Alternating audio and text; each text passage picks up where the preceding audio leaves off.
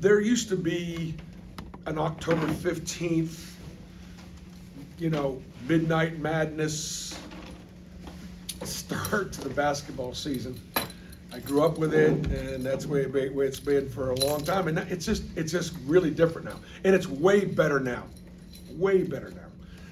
because as we have our first really press conference to start the official first day of practice, we've been going all summer, we've been going all fall, and the NCAA really made a nice job making adjustments in the rules, allowing us to work with our student athletes in the off season. And yeah, the number of hours we get on the court is not the same in season as it is preseason. That's fine. Part of that was a reaction to European basketball absolutely beginning to, and they still have, but makes huge impact in the NBA and the guys getting drafted, because our college players were not able to be trained like pros, like they were able to train them overseas.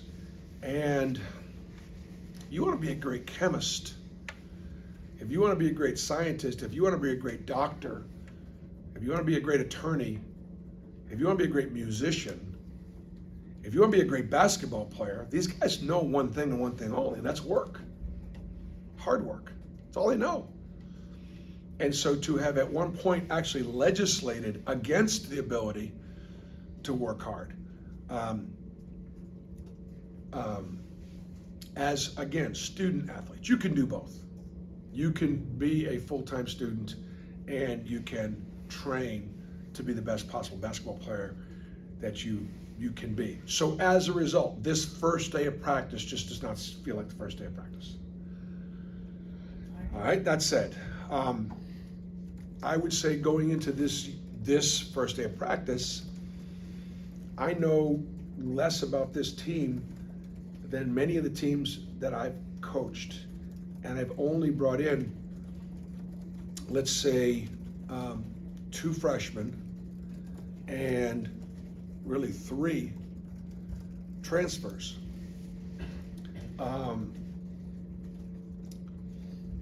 The combination of NIL and transfer portal in the Power 5 conferences, you're looking at almost 4 to 5 guys transferring per year per team.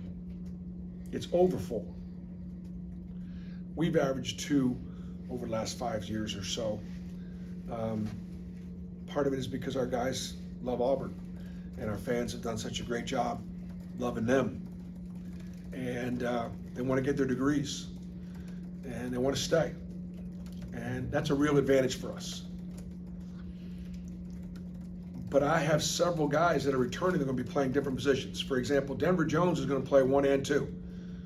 He didn't play any point guard last year, with the exception of about a week and a half when Aiden was out with, maybe 2 weeks when Aiden was out with a foot injury or an ankle sprain. Janai Broom is going to play 4 and 5. He played 12 minutes of 4 last year when Jalen Williams was hurt, and we played him that way at Georgia.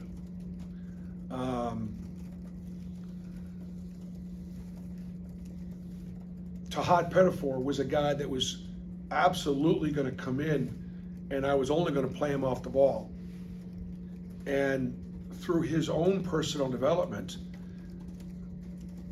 he looks like he can also play point and handle the load of learning 3 positions, because the 2 and the 3 are identical positions.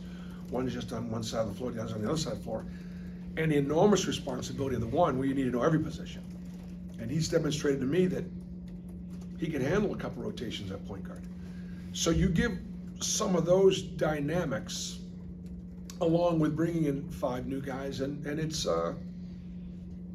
I'm going to learn a lot more about my team the next 3 or 4 weeks. First question from Adam, then Jason. First, there's been a lot of talk about just the schedule and how daunting it is, and in particular that non-conference slate. Was there maybe a moment where you felt like you guys really needed to build out that non-conference slate the way you did this year? And I guess if so, just when did that realization kind of hit? I think there were two things that happened. Last year, when we put USC, Notre Dame, Indiana on the schedule, we did so following great years by all three of those programs and anticipated their being great again. It just weren't. And so if it wasn't for our record, the margins of our victory and some of the analytics, we weren't going to have enough quad one wins to really be better than a 5 seed. That was one factor, just a recognition of the importance of that non-conference schedule. I think the second and probably the more impactful reason as to why we scheduled this way is if we've been ranked in the top 10 at one point 6 out of the last 7 years, at one point, whether we are or whether we aren't, we're trying to act like we're one. And one of the ways you can act like one is to try to schedule there. So I don't know if we can recruit like a top 10 program. I don't know if we can finish like a top 10 program. But I can schedule like one because I can control that. And so that's what we've done. Third factor is probably because we're a veteran team, and I just want to give these guys that opportunity. I want to give these guys that chance, and I want to give our fans the opportunity to go down there and go to Houston and support us against Houston, knowing that there are going to be 1 or 2, 3 in the country on the road. We continue to try to bring in great teams to the Atlanta and that hoops giving. My goodness gracious, to play Indiana and have Indiana bring 8,000-9,000 people to that venue, so on and so forth, and now to get Ohio State.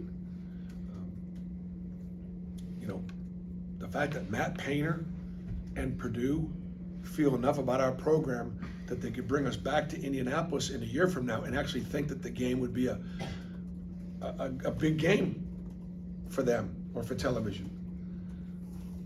Well, we know that Purdue's a big game for us. It's either is or almost sold out already in Birmingham.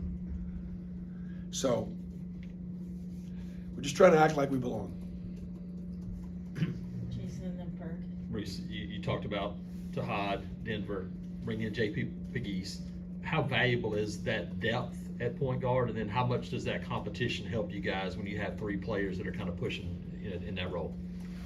Well, I think it definitely helps as far as the depth is concerned. You catch. We're going to play 2 point guards. We've always played 2 point guards, and if you don't have that third guy in the rotation and one of those guys gets hurt, what do you do? And so it definitely helps as far as our depth is concerned. And I think as far as the competition, those guys are also competitive that I don't necessarily think that it's helping them all show up every day to practice, because those 3 guys already show up. Those 3 guys are going to show up every day. Perk and then Nathan. Bruce, adding Miles onto this team, just having 3 guys off the ball, or 3 proven guys off the ball that are scorers, just what does that do for this team? And him with what you have with Denver and Chad coming back, just adding another guy that's done it at this level, or just at the power conference level. Well, I think that obviously Miles, he was arguably Georgia Tech's best player last year, played a ton of minutes, and grew and developed in that program. Coach Stottlemyre did a great job bringing him along. And having to play him 32 plus minutes, and now he's going to come here, and the way we play, playing 10 guys double-digit minutes, he won't play 32 minutes every night. So therefore, he's going to be able to play and affect the game in more ways. He'll be able to affect the game with his length defensively. He's going to be, and he's really improved in that area. He's going to affect the game, hopefully, by getting downhill and scoring more at the rim. He obviously is demonstrated to be a great 3-point shooter with great range. And so,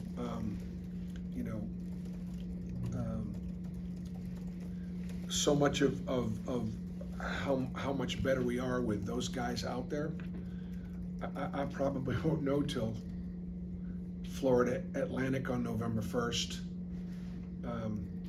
Furman at Furman on October.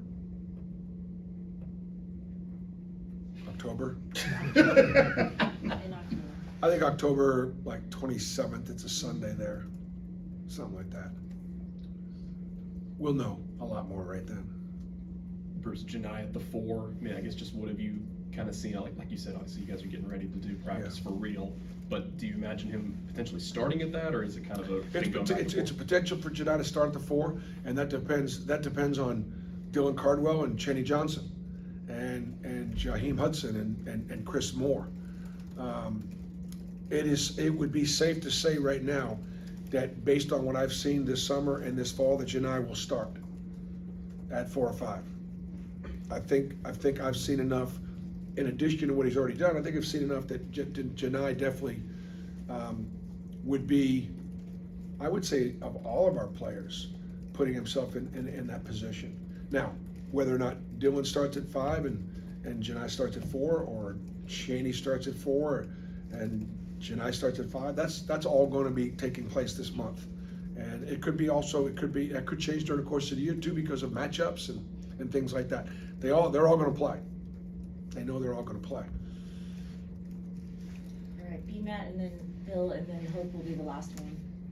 Bruce, have you seen a jump from any of your returning players in the offseason that have stood out to you? Yeah, I think that Janai has, he's in great shape, and he's practiced with a really good consistency. We asked that of him as a leader, to bring it, play it, practice at a better clip, and continue to compete and lead. And I think he's done that. Dylan's always been somebody that's been in the gym and is a natural gym rat. And Cheney Johnson's one of our absolute hardest workers. And Cheney had a great fall. Like Cheney's teams won a lot. And I think you'll see the improvement from last year to this year. Chris Moore had a good fall and was really productive. I think both Chris and Cheney being productive. Chad Baker continues to show you at times greatness. And so Denver had a really good fall. When I say that, the difference between fall and summer. Getting comfortable with the position. You can't sleep on Denver. He's getting downhill scoring. He has been our most consistent defensive guard from a standpoint of pretty much bringing it every day. So I mean, I think they've all improved from truly from the summer. Because when I say summer, we were here in June and July. They got 3 weeks in August off, and then we came back. And even all the new guys, all the returning, all the kids that were here this summer, Miles, and JP, Tahad, and Shakai, and Yaheem, all got better. All right, Bill, and then Hope with the last one. The fact that you play as many players significant minutes, talk about how you deal with that in recruiting. I can see both sides where obviously there are going to be some minutes available when you're going out and recruiting, but there's some guys obviously that want more minutes. Yeah, well, I think one of the things about recruiting that's really, really important. I think one thing about like student athletes, they still want to be coached, they still want to be pushed, they want to be held accountable. They don't want to be lied to. They don't want to be lied to. And so I think in recruiting, if you're honest with them and tell them it's not going to be easy, how hard it's going to be great and do the things that they say they want to do, so on and so forth. But they also understand that if they come to Auburn, I use Jabari Smith as a great example. Jabari averaged 28 minutes a game. He was the best player on the floor almost every single night, if not every single night. Maybe a couple of the big games he might have played over 30, but basically he averaged 28 minutes a game. We believe in that. So you're not going to have to take possessions off. You're going to be able to affect the game at both ends. You're going to play hard. My job is to. A lot of coaches don't think that you have to coach effort, and you shouldn't have to. But I think you do. And so we're gonna play hard. And if you're not going to play hard, then you're not going to play. And playing a few fewer minutes really helps. DP, I was gonna ask you defensively, how have the new guys adjusted to your expectations on the play defense? Yeah, I tell you, the one thing that I would say is, like, practices are difficult. Like, we're hard to score on in practice. And we are. We've got great size at the rim. We've got great athleticism. It's tough to finish around the rim against us. We've got to continue to work on defending without fouling. We've got to continue to be physical without fouling. Fouling our errors. And we're trying to do that. And so one of the reasons why I can't get a gauge on where we are is we're having a hard time scoring with a good percentage against ourselves. Now, does that mean we're way behind offensively and we're not ready for prime time? Or does that mean we're really good defensively? I can't tell you yet until we play some other people. The biggest difference between, like especially is the new guys. Returning guys have got a real advantage because of the way we guard. They know how we guard, and we can shell it, we can drill it. The other guys are getting caught up.